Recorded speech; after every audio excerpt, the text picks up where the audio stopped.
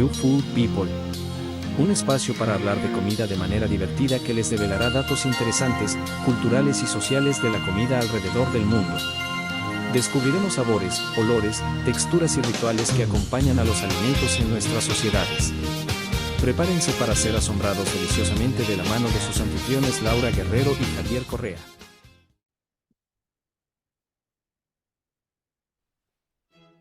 ¿Verdad? ¿Qué tal? Buenos días. Esto es YouTube. No. Este programa se llama You Food People. ¿Qué quiere decir? Ustedes, gente de la comida. Está con nosotros. No está con nosotros. Les presento a Laura Guerrero. Y yo soy Javier Correa, de la Barca y Rico de Martínez de Velasco, para servirle a usted y a Dios, y otros títulos nobiliarios que tengo en España que no voy a mencionar para no impresionarlos. Hoy es nuestro primer programa. Nuestro primer programa y vamos a empezar con uno de los alimentos más antiguos que es el pan. La sopa de hipopótamo. Agárrense. Ese dato me encanta. El primer vestigio de alguna sopa es de hipopótamo. De verdad que desde que lo sé, me he estado imaginando la olla donde metieron al hipopótamo para cocerlo y darle de vueltas. No es cierto. Pero de verdad, la primera sopa de que se tiene noción es una sopa de hipopótamo. Aunque el programa de hoy va a ser del pan. No, pero no de ese pan. Del pan de comer. Pues no hablar. Ay, perdón. Vamos a hablar de mucha pasta.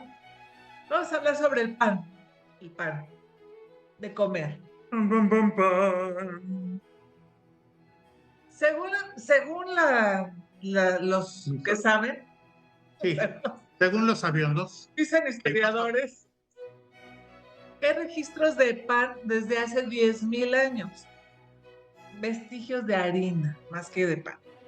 Se piensan que en el Alto Paleolítico se utilizaba una masa hecha de agua y harina, o sea, de granos molidos, para complementar la alimentación que estaba a base de la casa. O sea, de la cacería. De la casa, sí, pues de la cacería, que era comida, o sea, carne y grasas animales. Y cuando no había, o no cazaban, o ese día no tuvieron suerte. O no recolectaban. Exacto. Frutos y terpenos. Sí, claro, de la caza y la recolección, perdón. Entonces se utilizaban estos granos que ya se habían hecho polvo de traerlos en el fondo de la bolsa, haciendo una mezcla con agua. De ahí viene el dicho de polvo eres y en polvo te convertirás. No viene de ahí. Ok, no es cierto, es cierto. Porque este sería en pan te convertirás, okay. En todo caso. Mezclaban el pan con mezclaban este polvo, sí, que ya de la harina, con agua, hacían esta masita y se la comían. Después empezaron sí, primero cruda, y entonces esto les llenaba la panza. Eran unos empachos viejos, ¿para qué les escribí? Pero ya no tenían hambre. ¿Ok? ¿No? Se empachaban, pero no tenían hambre. Y después fueron descubriendo que ya que pusieran esta masa en la brasa del fuego o en una piedra caliente, que se empezaba a cocinar y entonces ni les hacía daño, sabía más bueno y les alimentaba más. Claro. Y esto sí es en serio. Finalmente, estas cosas como el pan y como otros procesos de hace mucho tiempo muestran que hay una verdadera intención de los seres humanos de estar buscando y creando. No es el acto suertudo de un chimpancé que, me lo encontré y ya, se hizo pan y guaca guaca. No, o sea, fue todo un proceso de muchos centenares de veces hasta que alguien de repente le pegó a la consistencia correcta, la combinación correcta, ponerle en el fuego tanto tiempo y págatelas. Salió el pan. Como la mayoría de los inventos de nosotros que nos queremos tanto. No, nosotros los humanos. A nosotros los humanos, sí ha sido así como un intento tras otro. Hay una intención de hacerlo atrás. No somos los monos sortudos. No, puede que haya nacido la duda de una, se calentó y y se abrió la palomita, ¿no? Puede haber sido eso, pero de eso a que, ya supieron siempre cómo hacerle, no, el proceso llevó tiempo. Y bueno, eso fue hace 10,000 años. Pero hace 6,000 años, ya más, cuando las empezaron a formar, bueno, se dice que se domesticó el trigo y la cebada y el centeno, se domesticaron. Es decir, se aprendió que si ponían ellos con intención la semilla en la tierra y crecía la plantita y les volvía a dar estos granos, entonces se empezó a crear o nació la agricultura. Al nacer la agricultura, nacen las ciudades, bueno, los pueblos, ¿no? Bueno, los asentamientos humanos. Y de ahí el pan tuvo la oportunidad de desarrollarse más. Entonces los egipcios, que eran borrachones, Sí, les bueno, encantaba la cerveza, los pates y eran pácateles. que eran muy buenos en hacer cerveza, de repente, claro, porque al principio el pan no era el pan que conocemos ahora, el pan era más parecido a la tortilla que al baguette, ¿no? Era una cosa plana y medio dura y todo. Uh-huh. Entonces llegan los egipcios y utilizan este mismo proceso que hacen para la cerveza, se le ponen al pan y se empieza a inflar. Y se infla. Y sabe más rico. Y aparte, dura más tiempo, porque el hecho de que le pongan este leudante, este elevador, hace que se conserve más. Es un proceso químico, finalmente. De hecho, es muy probable que las pirámides hubieran sido proyectadas como torres, pero en las borracheras era más fácil. ¡No! Bueno, pero eso es aparte. Esa es otra historia. Sigamos con el pam, pam, pam, pam de la botella. Bueno, y esto pasó con los egipcios, pero obviamente como sucede en todo, que de repente nos sorprende, porque, que le estaba pasando lo mismo aquí que acá y no había internet para comunicarse. Sí, efectivamente, este mismo proceso de investigación sucede en todos lados, como sucede con los egipcios, sucede con los pueblos galos y con, ¿cómo se llama? Con los ibéricos. También sucede, por ejemplo, en lo que es ahora la parte de Jordania, esta parte del mundo árabe. En fin, como suele suceder en todas estas cosas y en otros grandes inventos, como cuando Marconi andaba inventando el telégrafo y en otro lado también, o Edison con la luz y Telsán. Digo Tolsán, no, Telsán, no importa, Edison y otro pelado.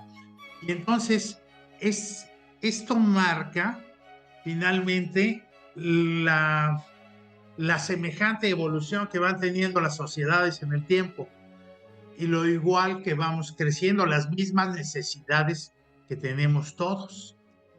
Claro, igual en América, o sea, miles de años después, pero de todas maneras, cuando hay sociedad en América, sociedades primitivas, crean su especie de pan, que en este caso, pues, más parecido a la chapata de tortilla. Nos faltó saber cuál era el pan de los amazónicos estos. De los indios Yanomami. Lo estamos buscando a ver qué tipo de pan hacían ellos, porque finalmente fue la última sociedad primitiva. Exactamente. Los Yanomami, así se llamaban. Yo no tengo la.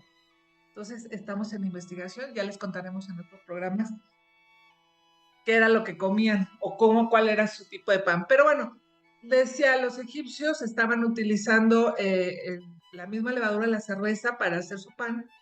Acá los galos y los ibéricos y los nórdicos, supongo yo, estaban utilizando lo que ellos comían, el mosto de la uva, por ejemplo, con la que hacían el vino, y otro tipo de leudantes o de levaduras. Y de repente se dieron cuenta de que si agarraban un pedazo o guardaban un pedazo de ese pan con levadura que habían hecho un día y se lo ponían al montoncito que estaban haciendo al día siguiente, se subía más, se inflaba más y sabía más bueno. Okay. Entonces, sí, le di que era floja la. Agarró lo que sobró el día anterior y lo puso a que no se. Y finalmente, ahorita acabo de descubrir que el último pan aborigen o el pan de los Yanomami era una cosa que se llama casabe, que está hecho de yuca. Y según esto, era el pan que usaban los últimos primitivos que se conocieron. Así es. Y bueno, conforme se fue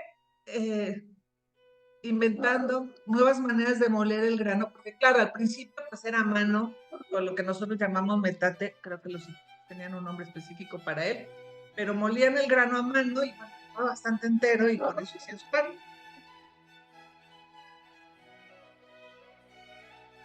¿Sí?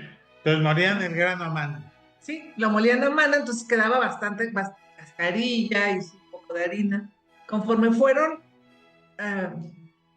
¿cómo se dice? Mejorando los procesos. Exacto. Después vino el molino de que el que daba el burro la vuelta con la piedra molían. Se fue refinando la harina. Y claro, refinándose la harina, empezó a haber mejor pan. El pan más suavecito, más de mejor sabor y demás. Que aquí viene algo curioso. En ese entonces, nada más la gente más rica, la que tenía la posibilidad de comprar ¿la harina o el harina? El harina. El harina. La harina más refinado era la gente que tenía dinero, los ricos. Entonces, el pan blanco lo comían los ricos porque era más caro y el pan con más cascarilla, más integral, lo comían los pobres porque era muy barato, o más barato, cuando menos. Corte A, hoy en día, el pan más caro es el integral, el que tiene la cascarilla más entera y ese lo compramos en mucho más de lo que una simple pieza de pan blanco.